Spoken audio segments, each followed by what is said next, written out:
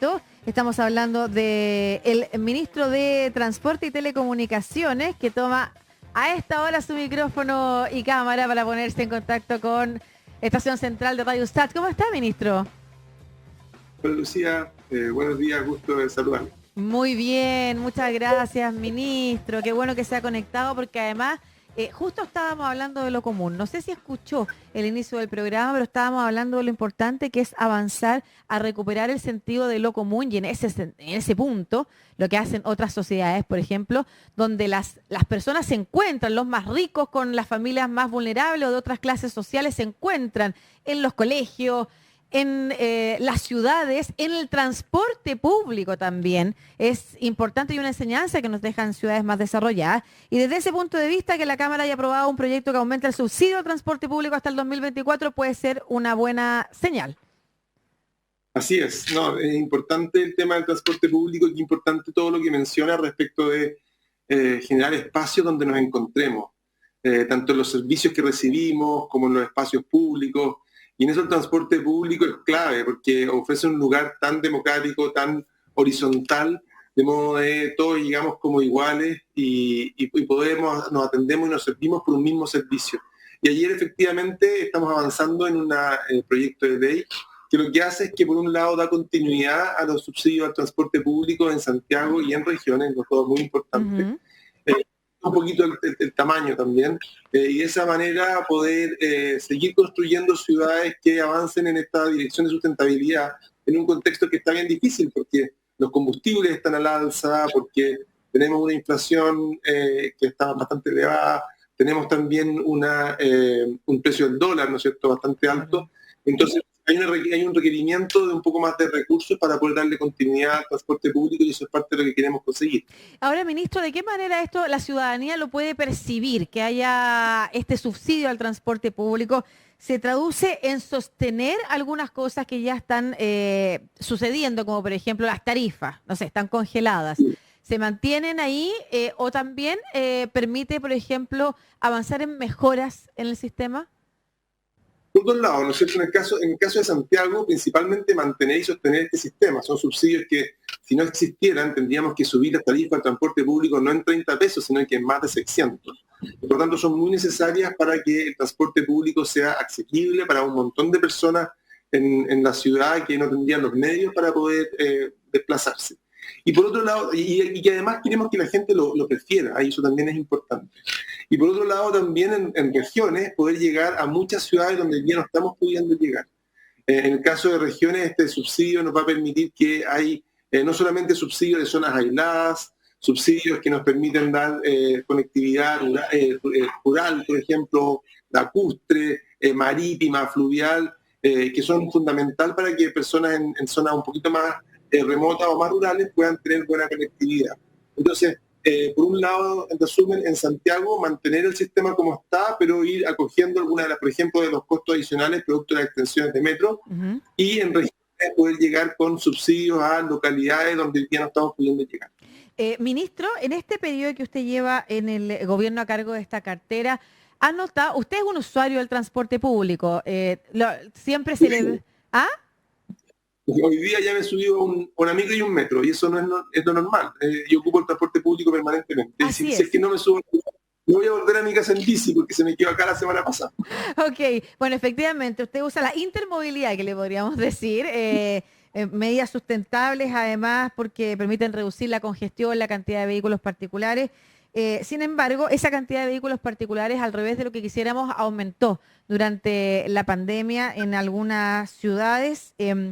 Muchas personas lo ven desde como una alternativa de trabajo, ¿no es cierto?, de conseguir un segundo ingreso. Está el tema de la seguridad también durante la pandemia y están los incentivos que se ponen ahí porque hasta hace poco, y yo diría que todavía, no sé qué ha pasado este año, pero la venta de vehículos era casi un indicador de buena economía. Entonces, ¿cómo usted, que es una persona que fomenta el transporte público y el transporte sustentable, también bicicleta y otras cosas, puede proyectar que va a ser posible mejorarlo al punto de que las personas empiecen a usar voluntariamente el transporte público y quienes tenemos acceso al auto también nos vamos a bajar de ellos para poder subirnos a una micro o a un metro?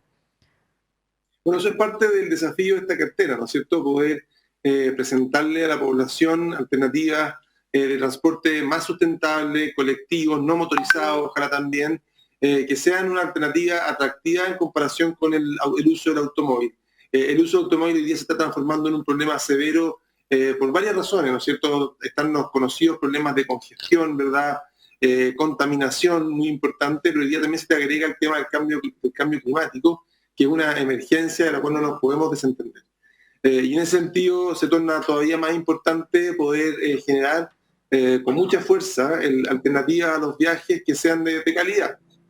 Y eso no se logra financiar solamente con las tarifas que dejan los usuarios, sino que exige de que como sociedad pongamos recursos adicionales para que los servicios sean atractivos, que las personas los escojan y que les dé la conectividad para poder llegar, por ejemplo, a un programa, a un paseo, al trabajo, a los estudios, en forma permanente. Y la verdad que, ¿para qué quiere que le diga? Eso hago yo de hace rato. Y el Transantiago no me friega, sino que funciona bastante bien. De hecho, me da normalmente una confiabilidad en mis viajes respecto a cuánto voy a demorarme, que incluso yo creo que el transporte privado, el automóvil, no me lo puede dar. Entonces, acá el foco está puesto en cómo podemos motivar a más personas del país a jugársela por un sistema de transporte que sea atractivo desde un punto de vista personal, pero al mismo tiempo que sea lo que el planeta necesita.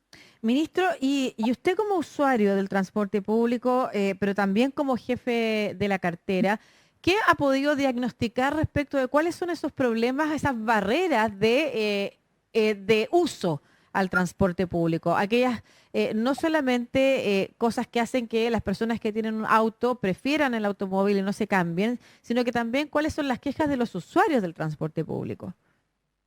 No, las quejas son múltiples. O sea, sobre todo las quejas tienen que ver con, por ejemplo, un servicio que no tiene la confiabilidad, que la frecuencia no es suficientemente robusta, no es suficientemente alta como para poder confiar en el sistema.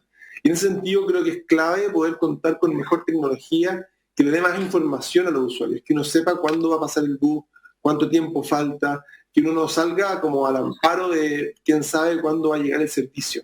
Y para los que vivimos en ciudades, hoy día ya hay varias ciudades que están con sistemas así, en que el teléfono me indica cuánto falta para que llegue el bus, me muestra dónde está. Eso es un cambio bastante sustancial. Y también nosotros poder trabajar en poder ir avanzando hacia servicios de transporte público que sean de mejor calidad en los vehículos y en la infraestructura. Tenemos un programa en que la idea es poder llegar con servicios de transporte público eléctrico de aquí al 2040 en todo el país.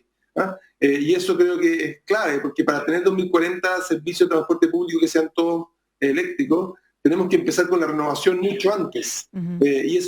Y la calidad del servicio de transporte eléctrico es de una estándar mucho mejor, tanto en la calidad del servicio como en la serie de elementos que uno aprovecha de incorporar con la nueva flota. Entonces, vamos a estar viendo, y lo estamos viendo en Santiago, si tú te subes al transporte público, mi experiencia hoy día por lo menos el bus era realmente de primera, no era tan distinto con lo que uno podría ver en un país desarrollado, y me encantaría que ese estándar que estamos viendo progresivamente en Santiago se empieza también, estamos trabajando para eso en la región. Sí, también hay algo que tiene que ver con la interconectividad, que es interesante respecto de los trenes, por ejemplo, que también se están empezando a habilitar en regiones para que intrarregionalmente también se asegure tiempo, eficacia y la llegada a un lugar que también tiene que ver con la construcción de las ciudades, ¿no es cierto? Cómo se piensa en las ciudades, cómo las personas se tienen que trasladar grandes distancias para de repente no solamente ir a sus trabajos, sino que también para encontrar un servicio. Ahí hay un problema que es mucho más complejo y que tiene que ver con cómo diseñamos la ciudad. Ahora, ministro, las ambiciones de su cartera, aparte de hablar de esta prórroga, digamos, del aumento del subsidio al transporte público hasta el año 2024, ¿cuáles son los otros desafíos que usted tiene como ministro para la cartera en lo que queda del año? Bueno, lo que mencionaba del transporte ferroviario no es menor, y es efectivo. Hemos estado trabajando fuerte en impulsar servicios ferroviarios con un foco tal vez muy cauto, muy prudente, no solo de poder avanzar en el transporte ferroviario, sino que poner el foco en los servicios que le llamamos de cercanía, los suburbanos. El servicio, por ejemplo, de Valparaíso a Limache fue una tremenda noticia para el Gran Valparaíso, equivalente a lo que estamos viendo hoy día con el Santiago No, Santiago Rancagua. Y una vez que estamos en Rancagua ya podemos animarnos, ¿no es cierto?, para ir avanzando hacia el sur, y ya estamos llegando con un servicio a Chillán que es muy valorado, y también con servicios que sean locales en regiones, que no todo tenga que ver con llegar a Santiago. Y ese proceso queremos impulsarlo en distintas partes. Vamos a trabajar en un servicio Santiago-Melipilla que se está trabajando en Santiago hacia el norte, también a Batuco, y el presidente nos ha pedido que nos juguemos con un servicio también Santiago-Valparaíso, o Valparaíso-Santiago, como le gusta decir al ministro de Obras Públicas. Muy bien, claro. Claro, siendo él además de allá, de don Juan Carlos García, el ministro de Obras Públicas, efectivamente pertenecía a un grupo científico trabajando con residencia en Valparaíso, así que me parece bien también como él lo menciona, de Valparaíso a Santiago. Ministro, a mí me tocó entrevistarlo previamente en alguna ocasión por sus propuestas respecto de avanzar a un Transantiago que fuera, o de un transporte público en realidad que fuera gratuito. Porque si bien usted señala los montos que hoy están subvencionados pueden permanecer congelados gracias al subsidio del Estado, que si ese subsidio no existiera, no serían 30 pesos, sino que serían casi 600 pesos los que habría que subir. Sin embargo, sigue siendo un monto muy alto para los niveles de ingreso de las personas que se trasladan en transporte público. ¿De qué manera es posible avanzar también en subvenciones mayores para que se mejore la calidad por una parte, pero también estén más acorde a los ingresos, o quizás son los ingresos los que tienen que subir, no lo sé, dígame usted? Bueno, esta es una pregunta importante, ¿no es cierto? Y nosotros tenemos un proyecto piloto que le llamamos el piloto 00, en que queremos probar qué pasa en determinados sistemas, y a modo de piloto, por supuesto, van a ser localidades no tan grandes, en que uno puede ofrecer un sistema no solamente que sea sin emisiones, es el primer cero, sino que sin tarifa. Es decir, si uno tuviese un sistema de transporte público dentro de una ciudad, de manera que las personas se puedan subir y bajar sin tener que pagar tarifa, eso tiene varias bondades. No solamente te ahorras todos los sistemas de cobro, sino que también te ahorras todo el tiempo de estar el vehículo detenido, producto de que la gente tiene que subir, tiene que marcar, y si uno es usuario de transporte público, y estoy seguro que la gente que me está escuchando, algunos de ellos lo son, es bien molesto cuando el bus llega a un paradero y hay mucha gente que tiene que subir, y la verdad que el bus está a veces más de un ciclo del semáforo esperando a que pueda seguir adelante porque la gente tiene que pagar. Y entonces tenemos el poder liberar la tarifa, genera un aumento de productividad que creemos que es interesante. Queremos probarlo, queremos ver qué es lo que pasa, cuánto aumenta la demanda, también es importante, que es parte del propósito, lograr que más personas se animen a usar el transporte público, y cuánto también le aumenta la movilidad a las personas de bajo ingreso, que a lo mejor uno puede decir, oye, hay gente que le encantaría poder viajar y poder disfrutar de su ciudad, pero no tiene los ingresos para poder moverse.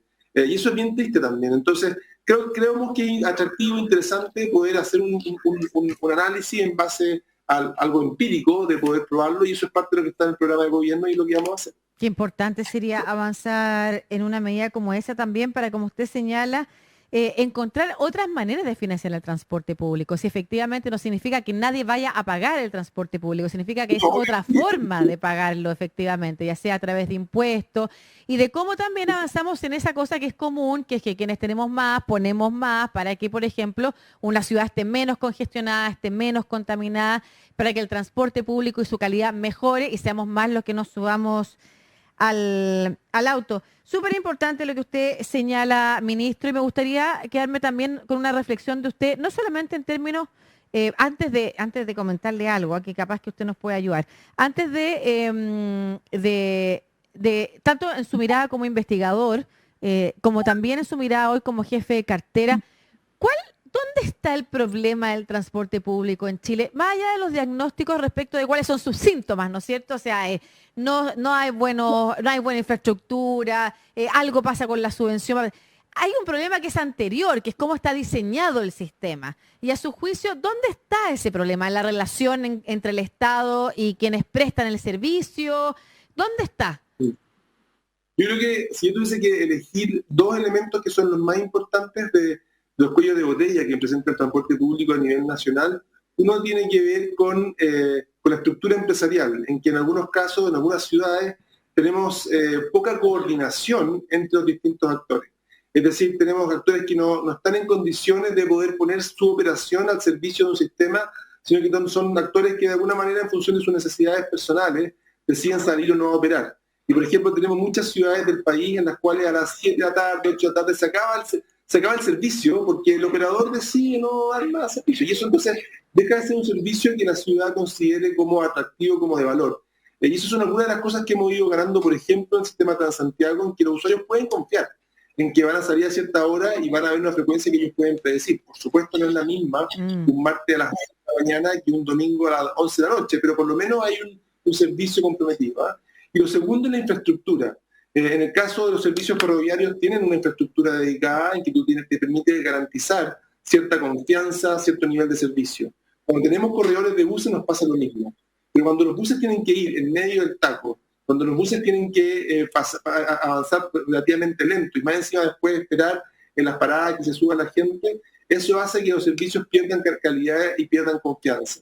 Y en ese sentido creo que son los dos elementos que tenemos que ir trabajando y que yo creo que estamos bien amparados. Por ejemplo, Concepción tiene una muy buena red de corredores segregados del tráfico vehicular y que son muy livianitos, muy sencillos, pero muy efectivos, y que logran mantener las velocidades de los buses a un buen nivel y que tú andas los buses y ves muchas veces cómo vas adelantando los vehículos. Y esa es la mejor forma de que la gente se entusiasme por usar el transporte público versus el contraste del que está en el bus y que siente que los autos pasan y que también uno dice, uno se siente un ciudadano de segunda. Entonces, yo creo que son los dos elementos más relevantes en los cuales tenemos que trabajar, porque otros temas asociados, por ejemplo, a la tecnología, van llegando solos y los vamos incorporando. Ya, perfecto. Es importante lo que usted señala, ministro, porque a mí me da la sensación de que, salvo el metro, que es una política de Estado y probablemente la única política de Estado que conocemos hace mucho tiempo, además de lo que en algún momento, hasta hace algunos años atrás, era la política de Cancillería, no existe una mirada de Estado que trascienda a los gobiernos respecto de cómo construir ciudades, de efectivamente cómo diseñar ciudades con un transporte además que esté integrado y que permita acercar a las personas de manera rápida, eficiente. La idea de qué promovemos. Tenemos, y en la construcción de autopistas también eso está bien claro, tenemos como algunas deficiencias que han hecho que autopistas pasen por renca, dividiendo a las personas de los servicios versus la inversión que hizo el Estado en el sector oriente para que efectivamente la autopista pasara por debajo y no molestara a los vecinos. O sea, ese nivel de desigualdad se acrecienta cuando se diseña la ciudad y debiéramos tener una política de Estado que apuntara a algo completamente inverso. A propósito del tema de hoy día que pusimos en la editorial, que tiene que ver lo común, con cómo avanzamos a recuperar lo común para no seguirnos sorprendiendo con las acciones individualistas o al margen de la ley que puede tomar cualquiera. Y ahí es muy importante lo que usted señala, ministro, respecto de ponernos de acuerdo para avanzar en los problemas que usted ha detectado, insisto, no solo como investigador, sino que también hoy como jefe de cartera. Para despedirnos, quería plantearle un tema que no sé si tiene que ver con usted o no, pero conversamos con el presidente del sindicato del metro y el otro día vi en las redes sociales un comentario distinto respecto de lo que se transmite por los canales del metro, de los vagones del metro. Hay un canal de televisión que se transmite permanentemente y el otro día vi usuarios en las redes sociales comentando sobre quién elige lo que ahí se transmite, y al ser el metro un espacio que se considera público, independiente que actúe como una empresa privada, que se considera público, lo que se transmite ahí quizás también pudiera ser factor de análisis de las autoridades respecto de a quién se le entrega la concesión de ese espacio o cómo se contrata o quién y qué cosas se emiten en esos canales. Lo conversábamos con el presidente del sindicato del metro también hace un tiempo atrás y nos decía lo mismo respecto de que ellos quisieran poder participar u opinar al menos de las empresas que se deciden concesionar y de lo que se está transmitiendo para la gente que ahí también se transporta y está entonces de alguna manera atenta a ese canal y al contenido que ahí se ha decidido plasmar. Ese problema no sé si es suyo, pero se lo dejo planteado aquí. No, está bien. Y en el sistema de transporte tenemos tantas aristas. Y esta es bonita, ¿no es cierto? Porque en el fondo tú tienes el sistema de metro que lo usan más de 2 millones de personas todos los días. Y es tu oportunidad para poder entregar mucho más que un tiempo de viaje, ¿no es cierto? El metro hoy día es probablemente el principal museo de Chile. Son 2 millones de personas que pasan por distintas estaciones, y hay estaciones que son verdaderos museos. A mí, mi favorita es La Moneda, y yo sé que hay otros que les gustan otras, pero a mí La Moneda con esos cuadros que representan cordillera y mar de norte a sur me encanta. Y por tanto, la experiencia de metro tiene que ser mucho más que el sistema de viaje, y el metro informa, ¿no es cierto?, en los canales. Yo creo que es importante poder gestionarlo de una manera que contribuya a tener una mejor sociedad, y también que contribuya a que el Estado pueda poder promover alguna de sus políticas o alguna de sus iniciativas que a veces le cuesta poder hacerlo. Recuerdo que una vez en metro que había hace tiempo atrás una publicidad automóvil que decía, oye, si te hubiese comprado un auto y hubiese llegado a tu casa, era terrible, porque estaba dentro de metro y estaba entregando una información que atentaba. Entonces, efectivamente, yo creo que tenemos que buscar mecanismos en que más bien la publicidad que ahí se entrega y los mensajes que se entregan nos contribuyan a hacer una mejor ciudad y una mejor sociedad. Y Metro, yo creo que eso se lo toma con bastante seriedad y está trabajando en ese sentido. A mí me gusta también la idea de que el metro sea un espacio donde, por ejemplo, podamos ser mucho más audaces. Me imagino, porque tú, un espacio donde uno pueda, para todas esas personas que que viven en lugares donde no te puede llegar un paquete a tu casa porque no estás todo el día, que a lo mejor lo puedas ir a buscar a una estación de metro, y que dentro del andén tú te encuentres en un lugar donde entregáis paquetes, con lo cual reducimos la congestión también en la ciudad. Yo creo que el metro tiene un potencial enorme y para allá tenemos que avanzar. Importante, entonces, hoy en día, al menos por las pantallas de los vagones, hay un canal de un medio de comunicación que no sé si es contratado o es una concesión ahí actuando. Tenemos televisión pública, quizás también es un buen espacio entonces para difundir o articularse con otros ministerios, con el Ministerio de Cultura, para poder difundir esto que usted señala que pudiera ser una ampliación de esta idea de el museo, que usted ve que son distintas estaciones, y comparto, a mí también me parece que hay algunas estaciones que son hermosas. Muchas gracias, ministro de Transporte y Telecomunicaciones, Juan Carlos Muñoz, conversando aquí con Estación Central de Radio USACH sobre la aprobación del aumento del subsidio al transporte público hasta el 2024 y que siga avanzando en el Congreso, y por supuesto con todo eso que significa un mayor bienestar para quienes yo a veces, pero le juro que para mí usted, la ministra Maisa Rojas y otras personas son un ejemplo que yo quiero seguir, así que en la medida que puedo avanzo. Lucía, el viernes tenemos Día Nacional Sin Auto, así que esta oportunidad para sumarte a una cuestión global. Así que elija su bicicleta, elija su bus, elija su metro, usted vea cómo, pero hagamos un esfuerzo por mostrar que la ciudad puede ser distinta cuando dejamos el automóvil solamente para esos viajes en que no hay alternativa. Claro, y nos damos tiempo desde reflexionar en el tránsito, en la caminata hasta una estación, o para leer, por ejemplo, cuando vamos adentro de un metro o de una micro. Muchas gracias, ministro, que esté muy bien. Lo mismo tú, chao, Lucía. Chao. Gracias. Informarse es central en nuestra estación. Sigues en Estación Central. USACH 94.5, la radio de un mundo que cambia.